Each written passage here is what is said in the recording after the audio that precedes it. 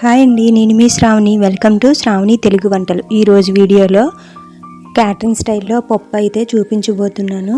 చాలా అంటే చాలా టేస్టీగా ఉండే క్యాటరింగ్ స్టైల్ పప్పుని ఎలా చేయాలో చూసేద్దాం రండి. ముందుగా కుక్కర్లోకి ఒక టీ గ్లాస్తో కందిపప్పు, ఒక టీ గ్లాస్తో పెసరపప్పు వేసి బాగా కడిగి పప్పు ఉడకడానికి తగ్గ నీళ్లు వేసి ఒక స్పూన్ పసుపు వేసి మూత పెట్టుకోవాలి. ఇప్పుడు ముందుగా స్టవ్ ఆన్ చేసి కుక్కర్ని పెట్టుకొని 2 విజిల్స్ వచ్చే వరకు ఉడికించుకొని ఒక ప్యాన్లోకి తీసుకోవాలి.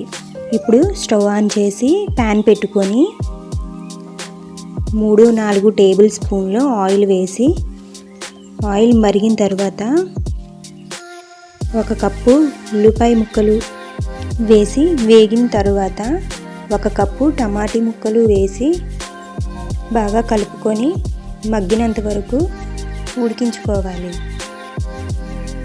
తర్వాత 1 స్పూన్ అల్లం వెల్లుల్లి పేస్ట్, 1 స్పూన్ పసుపు, 1 స్పూన్ జీలకర్ర పొడి, 1 స్పూన్ ధనియాల పొడి, 2 స్పూన్ల కారం, 2 స్పూన్ల సాల్ట్ వేసి బాగా కలుపుకొని ఆయిల్ పైకి తేలేంత వరకు ఉడికించుకోవాలి.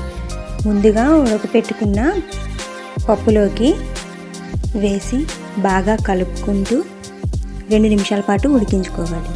తర్వాత 1 కప్పు చింతపండు రసం వేసి కలుపుకొని 4 పచ్చిమిర్చి ముక్కలు, 2 రెమ్మల కరివేపాకు వేసి కొద్దిగా కొత్తిమీర వేసి 2 నిమిషాలు అయిన తర్వాత పక్కన పెట్టుకొని పోపు ప్యాన్లో పోపుకి సరిపడా ఆయిల్ వేసి మరిగిన తర్వాత 2 స్పూన్ల పోపు దినుసులు, 4-5 వెల్లుల్లి రెప్పలు,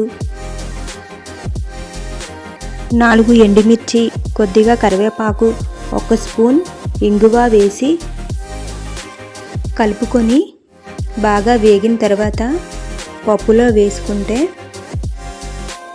అదిరిపోయే క్యాటరింగ్ పప్పు అయితే రెడీ అయిపోతుంది.